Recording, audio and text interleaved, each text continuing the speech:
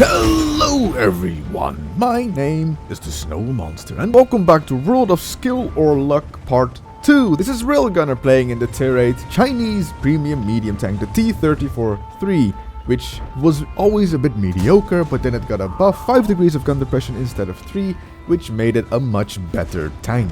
This tank was released after the Type 59 or Hype 59 was removed from the gift shop because it was deemed a bit overpowered and everyone had one, kind of like the E25. It was flooding the matchmaking and you saw more of them than you actually would wanted to see, so Wargaming removed the Type 59, put in the T-34-3, 390 alpha, 3 degrees of gun depression when it was released, buffed to 5 now, and it was not quite. You have 390 alpha, which is great, but you don't have the rate of fire and thus the DPM.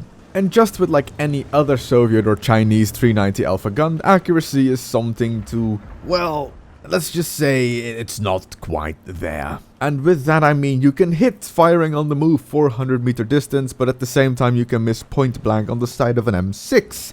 Of course Railgunner doesn't miss the side of the M6, and the M6 had a rather bad game. And he also sniped the cupola of the IS, but later on you will see that this gun can be quite temperamental if it doesn't want to work. Now, the question is here, why is this skill or luck part 2? You will see that later on in this game. There's 3 artillery in this game. The IS decides to just IS, why? I guess the IS thought it was safe to cross, and Railgunner puts a big shot into him. 390 alpha does hit hard on these tier 7 heavy tanks. The first skill or luck, quite a while ago, I believe it was the 5916 on Ensk, and I Amarak 2 or 3 tanks in that game.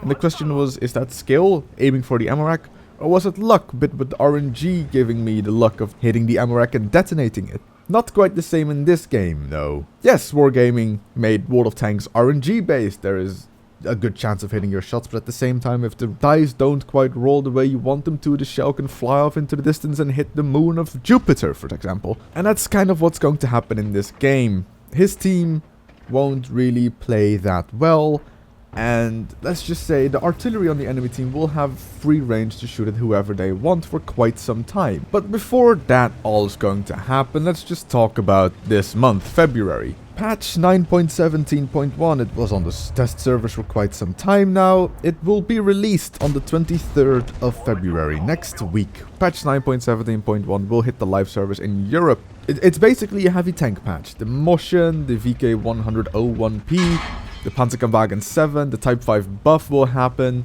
the mouse buff will happen. It's a heavy tank patch. That is good news for me because I want to play the Panzerkampfwagen 7 and I'm quite excited to buy the mouse now. Yes, I have it unlocked and I will buy it. The problem is, I don't kind of want this patch to happen. I have a lot of videos to pre-record, a lot of games to pre-record.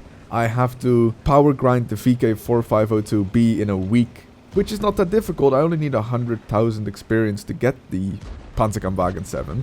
I don't know, I don't really want to, if I'm really honest. Then there is the top of the tree Kranvan, which is pretty cool. I'm currently at tier 9, I've got the Emil too. But on the 21st of February, the special ends where if you play a Swedish tank for the first time, you will get a free equipment thingy. For the tier 10, it's a 3rd class event, and I kind of want to get it.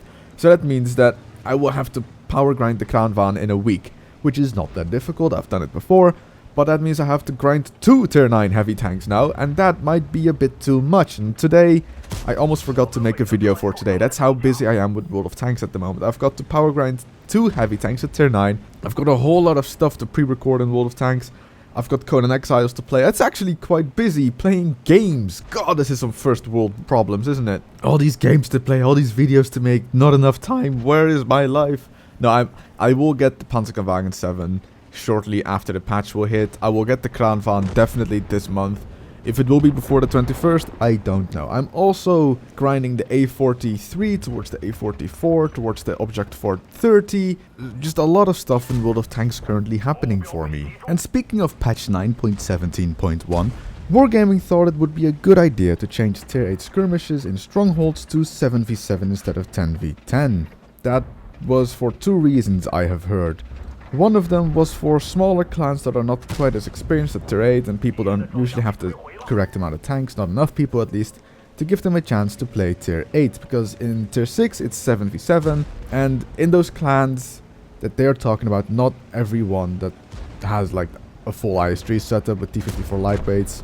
So they wanted to make it 7v7 so the people that do have the tanks can play it. The other reason was ESL.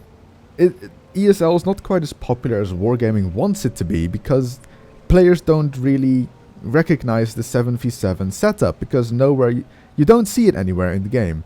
Randoms are 15 versus 15. No one plays team battles for some ungodforsaken reason. Make it tier 10 and people will play it, trust me.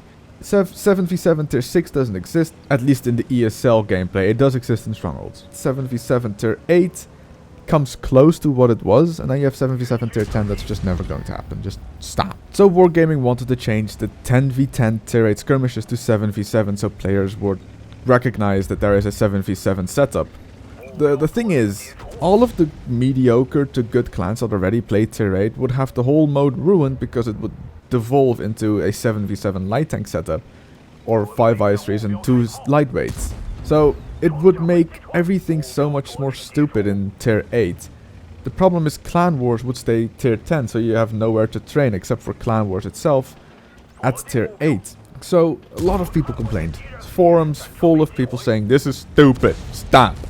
Wargaming listened and tier 8 skirmishes will stay 10v10. But why not make it 7v7 and 10v10 so you can choose whatever you want to play? I'm pretty sure clans will play 7v7 if the option is there if they don't get enough players, but still want to stay at tier 8. If there's not enough people online, for example in QSF, we go back to tier 6 because 7 people online, everyone has a tier 6. But if it's 7v7 tier 8, we would definitely play 7v7 tier 8 if the option was there, if we don't have 10 people wanting to play.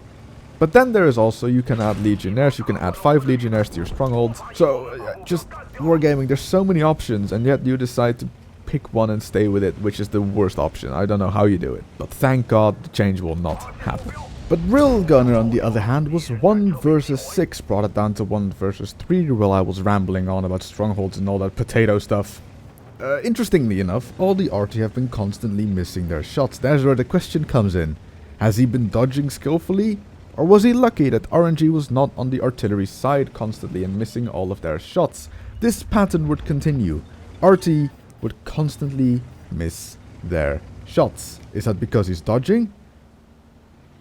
There, another miss. Or is that because artillery just doesn't have the luck? Now this M40 on his team has been saying rather mean stuff towards his team the entire game, including Railgunner, because he didn't do what the M40 would want him to do, which is come back, defend the base, and probably die. He couldn't, because he was fighting his own fight up in the north. Luckily, the Panther 2, I believe, and the KV-4 killed each other, which is quite rare to see. They both clicked their mouse button at exactly the same time, causing each other to hit. Now he's permatracked here, but he doesn't have a repair kit.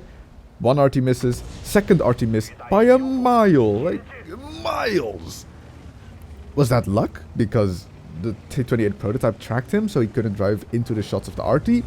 Or were those RT shots both so messed up by RNG that they flew low? Now he kills the T-28 prototype, so the RT lose their eyes, and I'm gonna skip it forward a bit because RT's not going to fire at them anyway. A Railgunner is going to try and hunt down the 2 artillery, loading high explosive. So now we come back to the action. He is currently in the base of the enemy, aiming towards the Su-14. He doesn't spot him because there's a bush in the way, and if he fired AP here, he would have most likely killed him about 80% of the time, maybe 70. I'm not quite sure how percentages work when he has an alpha of 390 and the health is 350, but that's okay. The AP second round kills him, but he does get spotted. RT misses again. I believe that was a panic shot, at least I think it is, because he wasn't spotted at all before he killed the Su-14-1. It's an Su-14-1, not 2.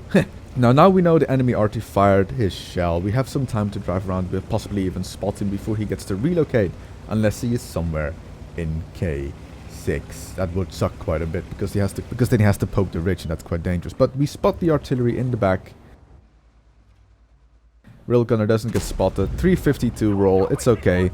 Personally, I think this game was very influenced by luck that RT missed all of their shots on him when he was fighting a 1v6.